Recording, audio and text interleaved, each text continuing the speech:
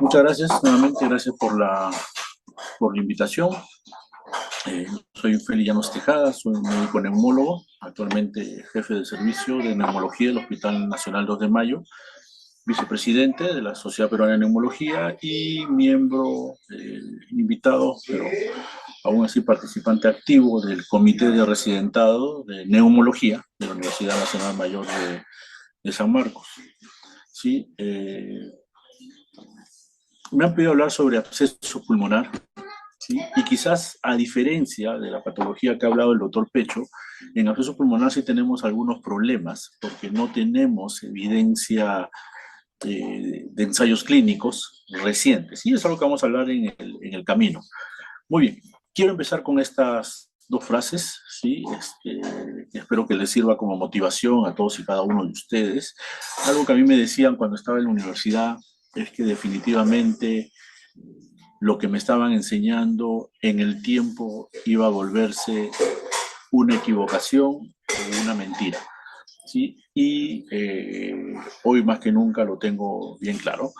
¿Por qué? Porque el buen médico no es quien más sabe, sino es aquel que nunca deja de aprender. Y por eso cada vez que me invitan a una presentación siempre trato de decir que sí, con los tiempos un poco ajustados, ¿verdad? Porque siempre me permite preparar estas presentaciones, me permite seguir aprendiendo.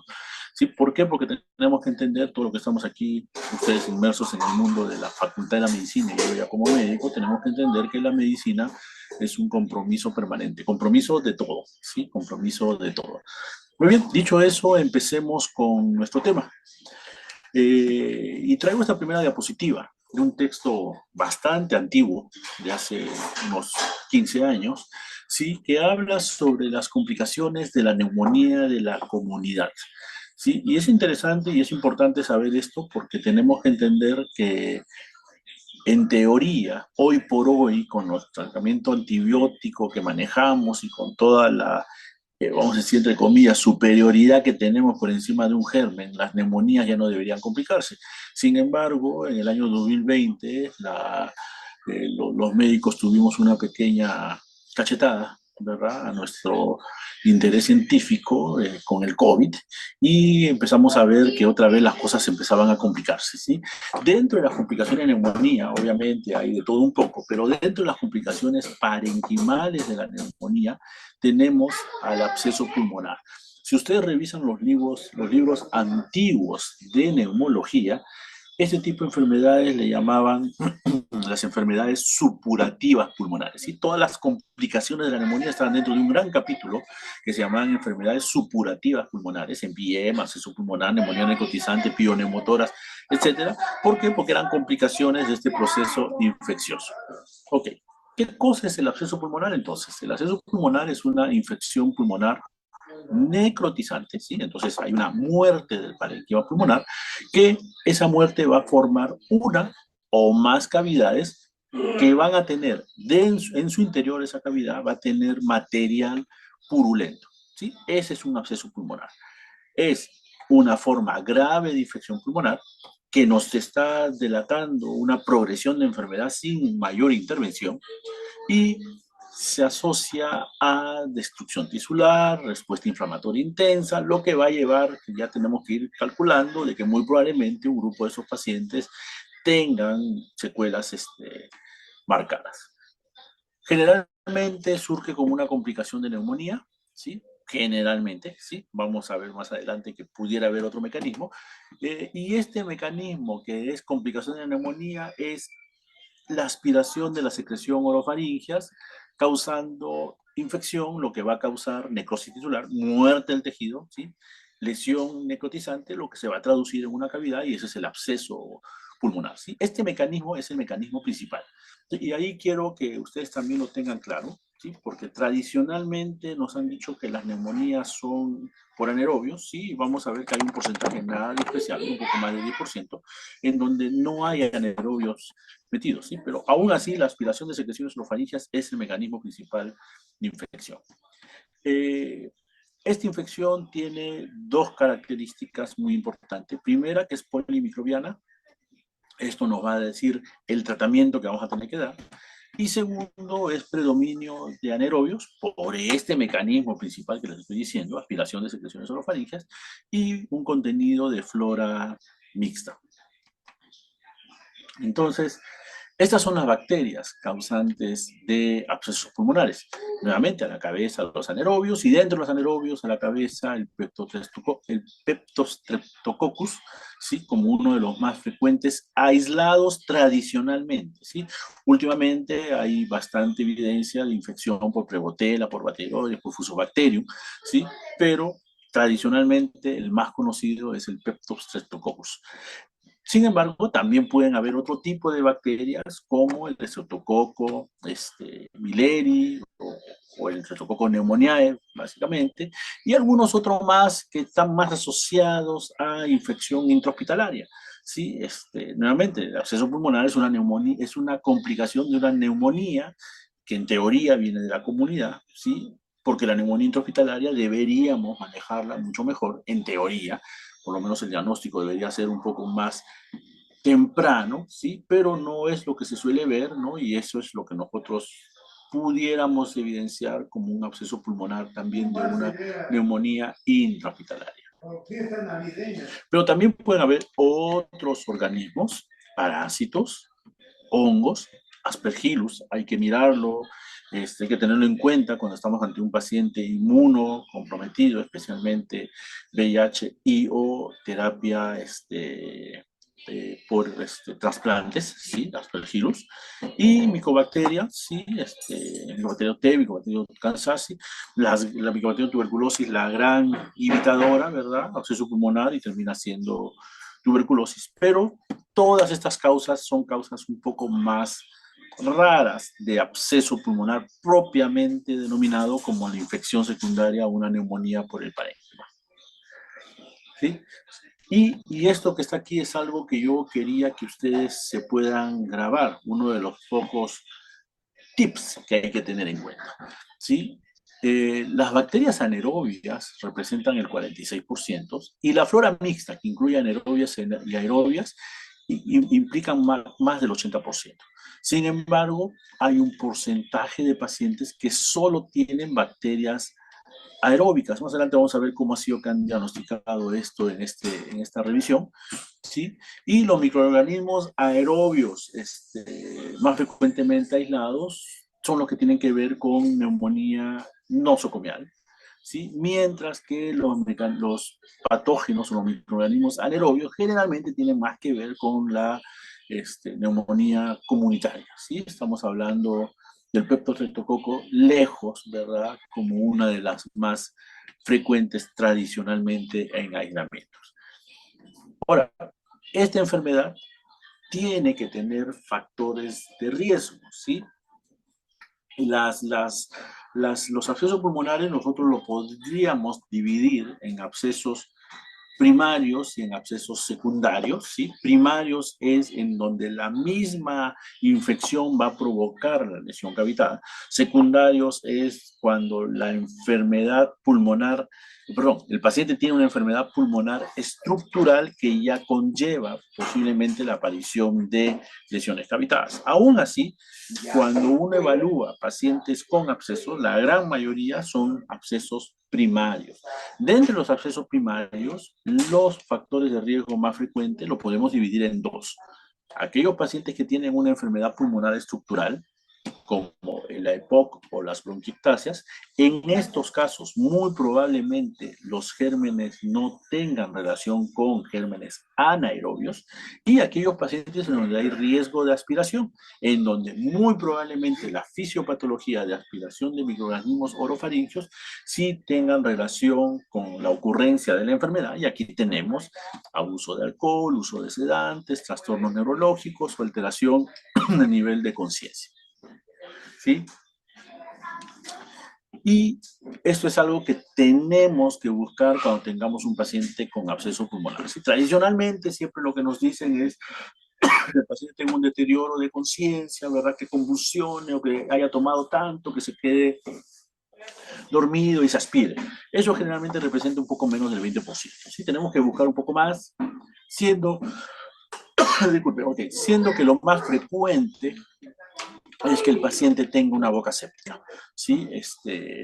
Todo paciente con acceso pulmonar deberíamos hacerlo evaluar por odontología.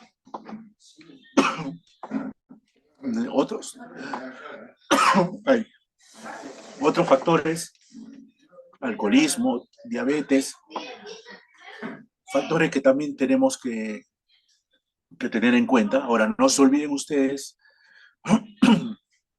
que pueden haber pacientes que tengan todos los factores a la vez, ¿ok? Como que puede haber un grupo de pacientes que no tengan ninguno, ¿sí? Pero tradicionalmente el que nos han dicho, que acá deterioro de conciencia, que explica la aspiración, generalmente no es lo más frecuente, ¿sí? Lo más frecuente es que el paciente tenga una boca con una mala higiene oral.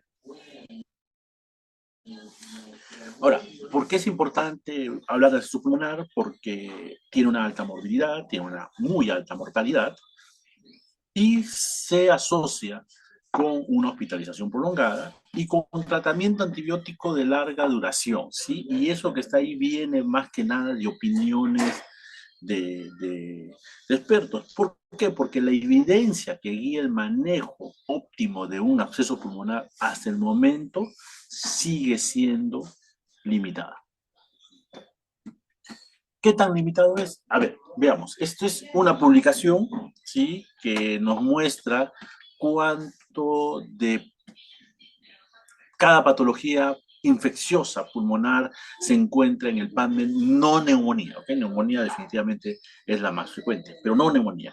Si ustedes se dan cuenta, aquí están los cuántos artículos hay y los años desde 1973 hasta el año 2022.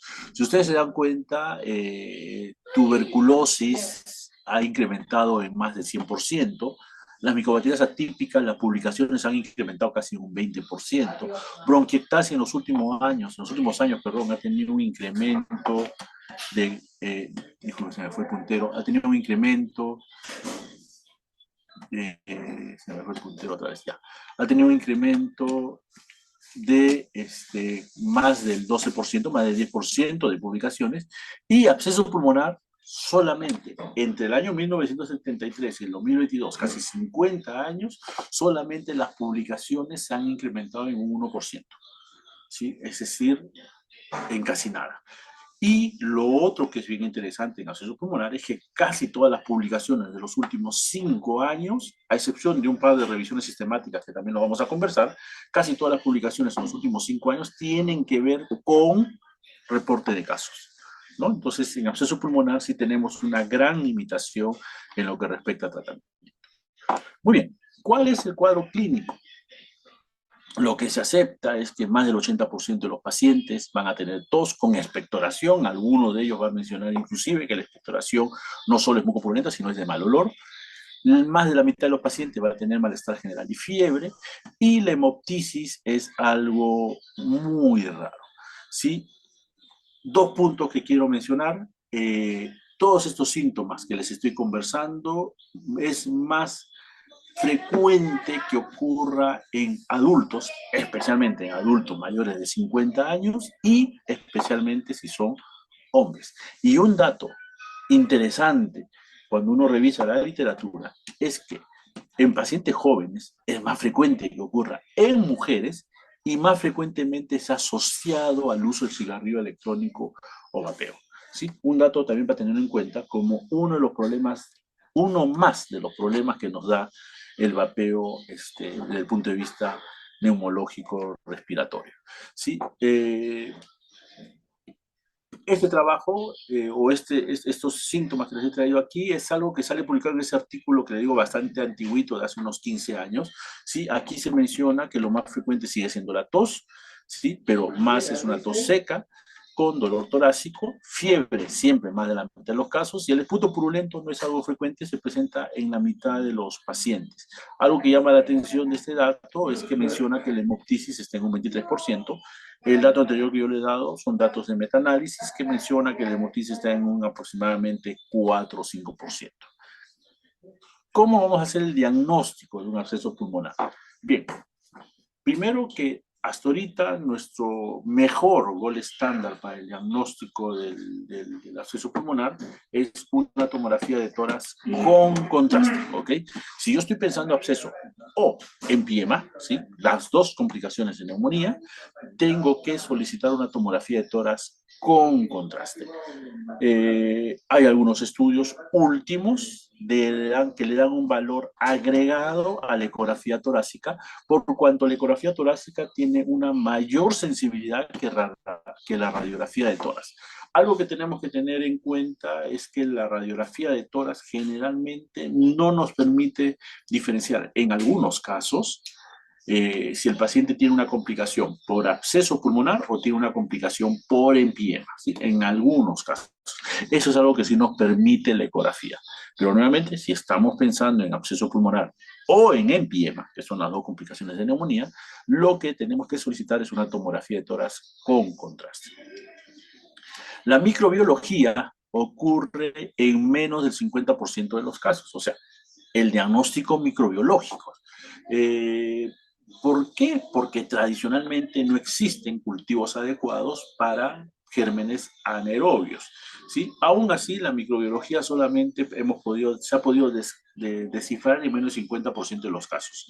Una publicación reciente, al final tengo toda la bibliografía que se ha utilizado, nos menciona que mediante una técnica de reacción de cadena de polimerasa cuantitativa y secuenciación de nueva generación, lo que se denomina NGS, ¿sí?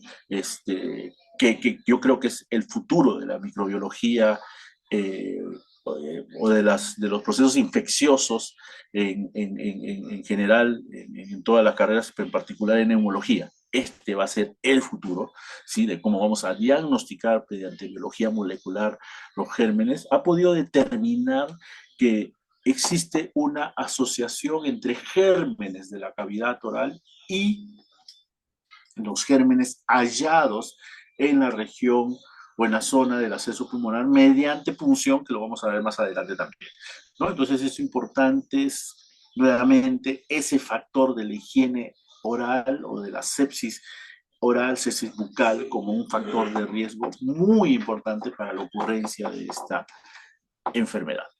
Bien, y esto es un absceso pulmonar en una tomografía, como ustedes ven, con contraste, ¿sí? Este tiene contraste, y aquí ustedes ven la lesión, la cavidad, ¿sí? Con el nivel.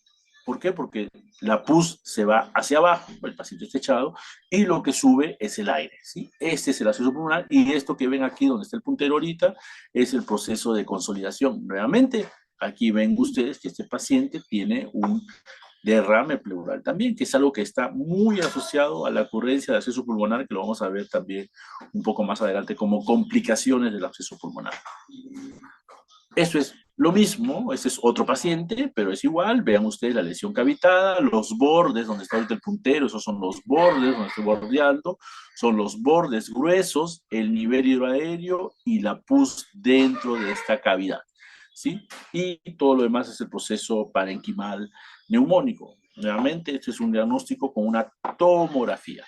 Y este último es simplemente para que vean, ¿sí? Como en una radiografía de tórax, lo que yo veo es una lesión consolidada, exudativa, con algunas zonas aéreas en su interior, pero cuando se toma la tomografía se evidencia mucho más claro que estas zonas aéreas que corresponden a zonas de pequeñas lesiones de destrucción de parénquima, ¿sí? Necrosis parenquimal en el pulmón, ¿sí? Por eso la tomografía sigue siendo hasta ahorita, es desde hace un buen tiempo ya, el gol estándar de diagnóstico de absceso pulmonar y de empiema también. Ahora, no toda cavidad en el pulmón es un absceso pulmonar. Tenemos una serie de diagnósticos de enfermedades de diagnóstico diferenciales, tanto infecciosas como no infecciosas. Dentro de infecciosas, nosotros podemos hablar de Mycobacterium, ¿sí? De tuberculosis y de los hongos Aspergillus como causa de lesión cavitada con absceso en su interior, definiendo absceso pulmonar como aquella lesión secundaria a una infección bacteriana secundaria a una neumonía. Sí, pero también podemos tener causas no infecciosas, embolismo pulmonar, hay que siempre tener en cuenta, vasculitis y neoplasia, y algunas otras, como secuestro, etcétera, que también pueden confundirnos con un acceso pulmonar, ¿no? Entonces, siempre tenemos que pensar, no olvidar, por favor, neoplasia y no olvidar embolismo pulmonar como causas de lesiones cavitarias pulmonares que nos podrían confundir con el absceso pulmonar. Bien, ¿y cuál es el manejo que nosotros tenemos que tener en un absceso pulmonar? Primero, antibióticos. ¿Sí? Siempre es antibióticos. Y debido a la naturaleza polimicrobiana, lo que se recomienda es antibiótico de amplio espectro. Que nos permita cubrir anaerobios, que va a ocurrir en casi el 80% de los casos, y aerobios, que ocurren en el 10% de los casos. Sin embargo, aquí tenemos un par de grandes problemas. Primero, que no tenemos una evidencia sobre qué antibiótico es el mejor y sobre cuánto debería durar el tratamiento. Y eso es un jalón de oreja para todos los que hacemos investigación. Y en segundo lugar, es que, como ustedes muy bien lo saben, la razón de este curso es que cada vez vamos a tener más resistencia a los antibióticos. ¿Sí? Los gérmenes, seres vivos, también tratan de defenderse contra la destrucción que nosotros les queremos dar. Ocurre en tuberculosis, ocurre en todas las bacterias. ¿Sí? Ahora, son muy pocos los estudios que puedan comparar esquemas de antibióticos, duración del tratamiento, el rol del drenaje precoz, indicaciones quirúrgicas. Por lo tanto, es un poco difícil tener estrategias basadas en evidencia en esta patología en particular. La evidencia disponible sugiere que una combinación de tratamiento antibiótico y tratamiento invasivo, que lo vamos a ver en un momento, nos puede dar altas tasas de curación clínica, ¿sí? Con perfiles de seguridad aceptable. Sin embargo, nuevamente, las muestras son pequeñas, ninguno ha sido ensayo clínico, son revisiones de caso, hay poblaciones heterogéneas, hay su registro de eventos adversos y hay un predominio de estudios retrospectivos de lo que se hizo, pero no de lo que será. Por lo tanto, nuevamente les digo, no son ensayos clínicos.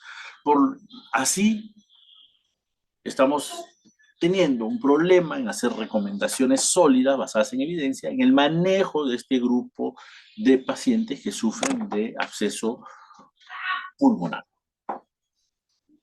Con tratamiento antibiótico, la tasa de curación es alta, pero no es 100%, pero es alta, ¿sí? Y los ECAs disponibles, los ensayos clínicos disponibles, que el último es del año 2008, ¿sí? De hace unos casi 20 años, 18 años, ¿sí? Tienen menos de 20 pacientes por brazos. Entonces son ensayos clínicos no tan grandes, ¿sí? Y los antibióticos más estudiados siempre han sido clindamicina, penicilina, betalactámicos y cefalosporinas, ¿sí? Que son la razón de ser del uso de antibióticos en absceso pulmonar. De ahí que tradicionalmente, si ustedes van a cualquier hospital, el tratamiento antibiótico de un paciente con absceso pulmonar es una cefalosporina, ceftriaxona, con clindamicina, ¿sí?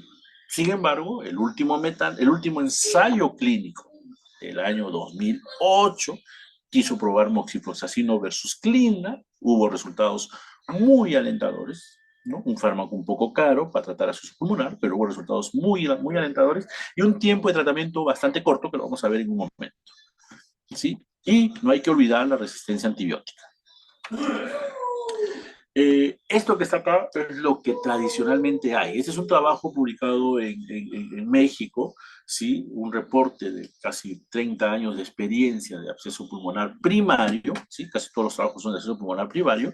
Y vean ustedes que el antibiótico más utilizado es amoxiclavulánico. El amoxiclavulánico, disculpen que retroceda, es un beta-lactámico con un inhibidor, ¿verdad? Entonces, es lo más utilizado, seguido de nuestro tradicional ceftriaxona clindamicina, ¿sí? Una clindamicina con una cefalosporina, ¿sí? Y otros antibióticos, incluyendo la combinación con macrólidos o clindamicina sola. Bien, ¿qué cosa es lo que sabemos hasta ahorita? Que clindamicina sola no se debería utilizar, ¿sí? Esto es algo que lo tenemos bien claro. Y lo otro es que clindamicina se está buscando un reemplazo de la clindamicina, porque en otros países el uso prolongado de clindamicina más de 2 semanas, ¿sí? Y nosotros generalmente utilizamos para tratamiento de pulmonar entre 4 y 6 semanas, el uso de más de 6 semanas, de más de 2 semanas, viene acompañado de efectos secundarios propios de la droga. Entonces eso nos lleva a tener que buscar otro tipo de opciones. ¿Ok? Consideraciones del manejo antibiótico, lo que les decía, el último ensayo clínico, Moxi versus Clinda, fue del año 2008. ¿Sí? El uso de antibióticos en el manejo antibiótico es más de 4 semanas en promedio en casi todos los reportes de casos, en casi todos los estudios realizados. La hospitalización en promedio en este grupo de pacientes es de 2 semanas. Y algo que a veces no observamos en los pacientes, porque le damos de alta y pensamos que ahí acaba nuestra función, tiene que ver con la mortalidad al mes, a los 3 meses y a los 12 meses. Y vean ustedes cómo se va creciendo la mortalidad, 3%, 8% y hasta 16%. Casi 1 de cada 5 pacientes con absceso pulmonar que damos de alta del hospital, entre comillas, curado, tiene el riesgo de morir. ¿No? Entonces es una enfermedad con alta probabilidad de mortalidad y estos pacientes requieren un seguimiento estricto al alta que generalmente ocurre después de 2 semanas, ¿no? Nuevamente, todo esto que está aquí es básicamente recomendación de expertos. No hay algo así puntual que haya comparado tiempo de tratamiento, etcétera, en accesos pulmonares. Algo que sí tenemos es un estudio que busca comparar factores de riesgo para ver cuáles son los factores asociados a mayor tiempo de antibiótico y a mortalidad. ¿Sí? Asociados a mayor tiempo de antibiótico tenemos dos. El gran factor de la boca séptica, ¿sí? Aquellos pacientes que tienen boca séptica suelen usar antibiótico hasta inclusive 2 meses comparado con un mes con los que no tienen boca séptica. Y lo otro es el deterioro de conciencia, aquellos pacientes que convulsionan o que han tenido un traumatismo encefalocraniano pueden tener hasta 2 meses y un poquito más de antibiótico con respecto al mes que utilizan aquellos que no tienen. ¿Sí? En el resto de factores no se ha podido demostrar mucho mayor riesgo para el tiempo de resolución para que el acceso pulmonar mejore, que ahorita vamos a ver qué significa mejorar. ¿Sí? Entonces, esto que está acá, monoterapia, tabaquismo, alcoholismo, diabetes, drogas, enfermedades, son factores que tienen un impacto, pero que no impactan en el uso de antibiótico y en el tiempo de antibiótico. Algo diferente es mortalidad. ¿Sí? En mortalidad, ¿sí? Lo único que ha demostrado que tiene una asociación con el hecho de que el paciente fallezca son dos cosas. La enfermedad laringológica, es decir, aquel paciente que constantemente que se aspira, y la edad de los pacientes. ¿Sí? Los pacientes que tienen absceso y son mayores de 60 años tienen más riesgo de fallecer que aquellos pacientes que son en promedio 50 años, siendo que el absceso pulmonar nuevamente es más frecuente en varones mayores de 50 años. No se olviden el dato de que en mujeres jóvenes está asociado al vapeo, ¿no? Entonces, estos son dos factores, la enfermedad laringológica y la edad, son dos factores que tienen que ver con mortalidad, no tanto con el tiempo de antibiótico para que el paciente mejore, sino con mortalidad. Es un grupo que tenemos que tener mucho más cuidado. Tratamiento invasivo. ¿Qué cosa es el tratamiento invasivo? El tratamiento invasivo son dos cosas que lo vamos a ver ahorita, ¿sí? Que tradicionalmente está reservado para aquellos pacientes que tienen un tratamiento antibiótico y son refractarios al tratamiento o tienen una mala evolución clínica o complicaciones. ¿Qué cosa significa una evolución clínica? Que el paciente persista febril, que el paciente persista con leucocitosis, y complicaciones que significa que la lesión cavitaria persista a pesar del tratamiento antibiótico. Ahorita vamos a ver el tiempo. ¿Qué opciones hay? Dos: drenaje transtorácico percutáneo o cirugía pulmonar. Hay una más, que lo vamos a ver ahorita, sí, que tiene también que ver con drenaje, pero ocurre, el acceso pulmonar tradicionalmente está bien pegado a la pared, por eso lo que se recomienda es un drenaje transtorácico percutáneo, pero algunos accesos son centrales, ahí la aguja no va a llegar, entonces se recomienda hacer broncoscopía, que lo vamos a ver ahorita. El drenaje percutáneo y la broncoscopía, el drenaje broncoscópico, entrar por broncoscopía y aspirar todo lo que se pueda, ha demostrado que permite la curación clínica hasta en un 70% de los pacientes. En pacientes que estaban yendo mal con antibióticos, van a mejorar hasta un 70% de ellos. Tiene muy baja mortalidad y pocos eventos adversos reportados. ¿Cuáles son las grandes limitaciones? Dos. Primero, que no existe una definición clara de cuándo hacer el drenaje. ¿sí? Y el segundo es que probablemente exista un sesgo de publicación. Nuevamente le decía, casi todo lo que está publicado van bien, porque casi todos son reportes de casos. Entonces solamente se reportan los casos exitosos, ¿verdad? Ese es un pequeño sesgo de publicación que pudiera ser una limitación del drenaje. A eso hay que sumarle que no hay ninguna indicación definida cuándo hacer drenaje y cuándo no. Eso también es un dolor de cabeza. Yo tengo al final una pequeña propuesta, ¿no? Para que ustedes lo vean, ¿no? Pero lo que está pendiente es que futuros estudios detallen bien cuáles son las indicaciones de este drenaje percutáneo o broncoscopía. Eso es el drenaje percutáneo, ¿sí? Aquí está el absceso pulmonar, la imagen del absceso pulmonar, la ven ustedes, una gran cavidad con un nivel hidroaéreo. Aquí ustedes ven, no sé si se llega a ver la imagen, una línea blanquita que está entrando, que se ve más en la zona donde está el nivel aéreo, ¿sí? No sé si lo llegan a ver, justo donde está el puntero, arriba es donde está el puntero. Esa es la sonda de drenaje, de aspiración, y se drena, se aspira, y vean ustedes cómo resuelve la lesión más o menos a la semana de haber hecho el drenaje broncoscópico, ¿sí? Se entra por broncoscopía y se aspira con una sonda que también se coloca en el broncoscopio para poder aspirar, ¿sí? Una sonda de tic-tape. Y este es otro, lo mismo, un drenaje con lo mismo. Miren, aquí está, aquí se ve con fluoroscopía, cómo viene la sonda, y de ahí sube y está en la zona del absceso y está drenando. ¿Sí? Es un drenaje broncoscópico con catéter. ¿Sí? Es un catéter pigtail, se denomina, y se ingresa por broncoscopía y se empieza a aspirar. Vean ustedes cómo el absceso se va limpiando. Claro, ustedes dirán, la lesión cavitada sigue, sí, la lesión cavitada sigue, pero acá hay un nivel hidroaéreo y en esta segunda ya no hay nivel hidroaéreo, porque la cavidad, entre comillas, está limpia, ¿sí? Esto ya que está ahí es quirúrgico muy probablemente, pero ahorita la cavidad ya está limpia, el paciente ya no está séptico.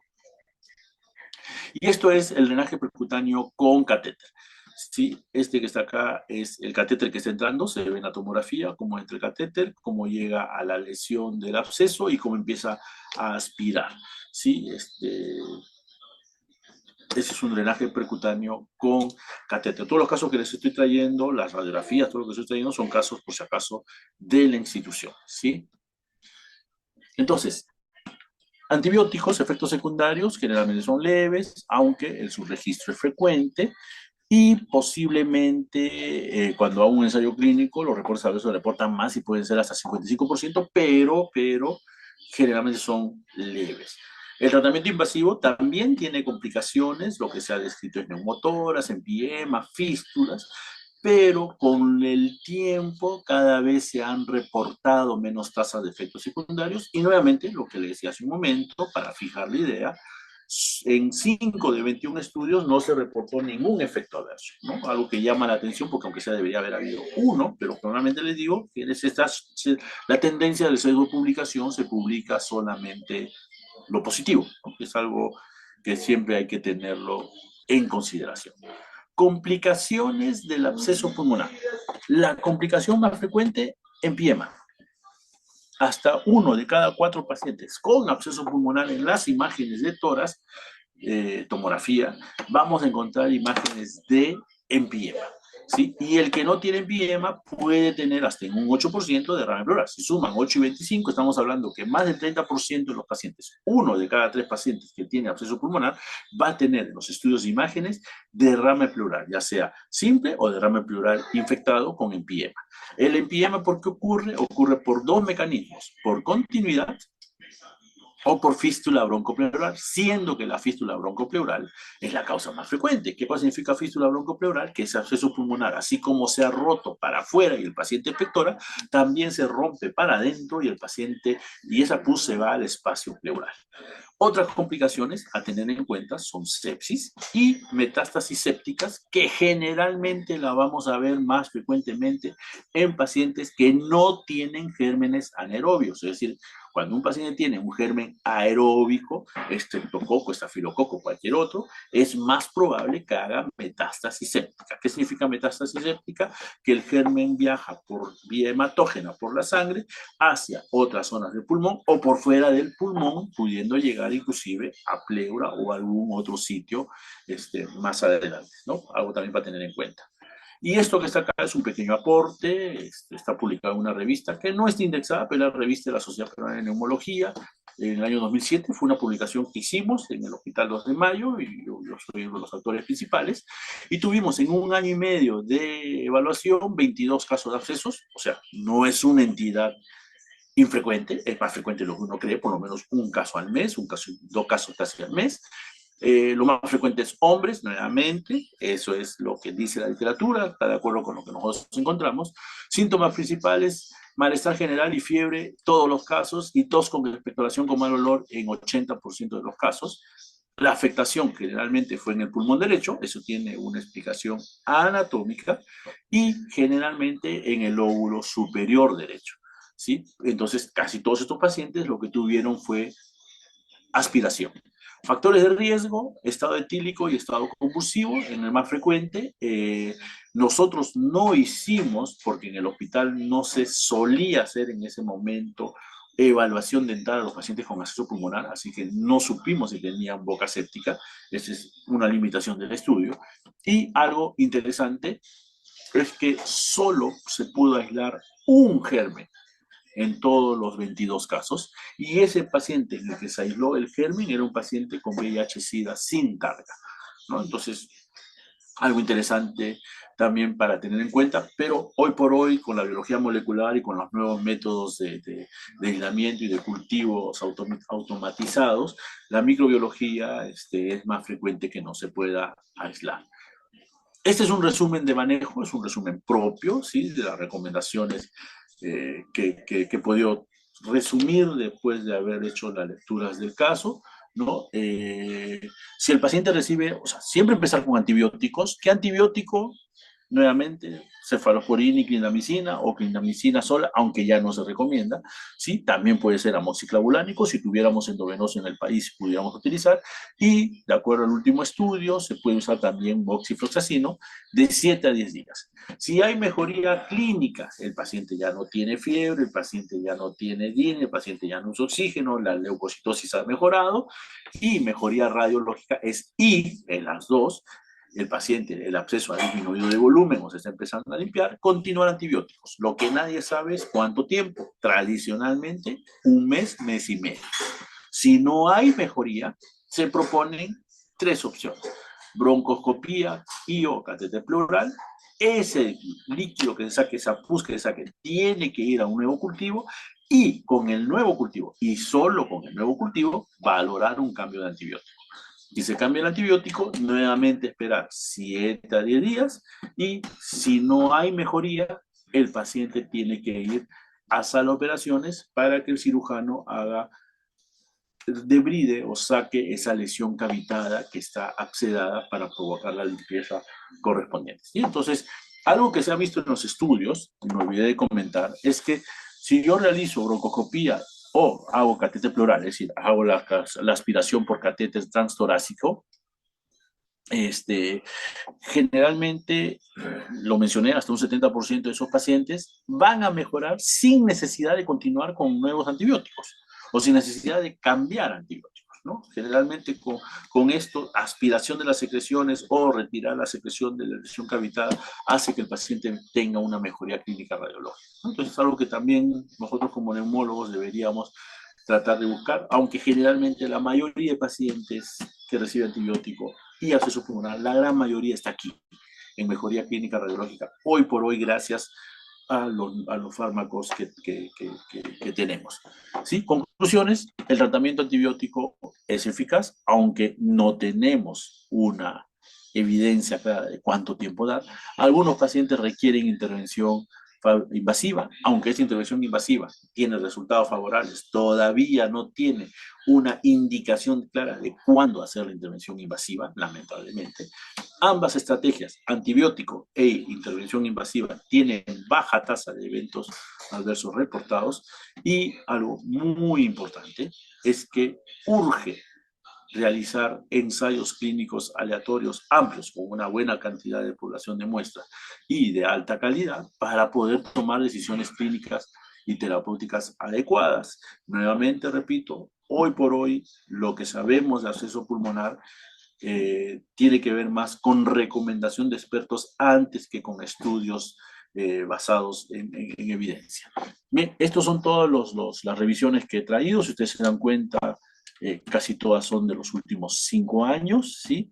Y son revisiones que lo que han buscado es tratar de resumir, revisar, no haga la redundancia, absceso pulmonar, aunque todos concluyen en lo mismo, ¿no? Es bien difícil poder tener una evidencia clara cuando la evidencia en sí no está clara porque no hay ensayos clínicos con respecto al uso antibiótico en esta patología. No sé si que tienen alguna pregunta de mi parte. Muchísimas gracias. Creo que estoy en la hora y estaré atento a alguna duda si es que hay. Muchas gracias.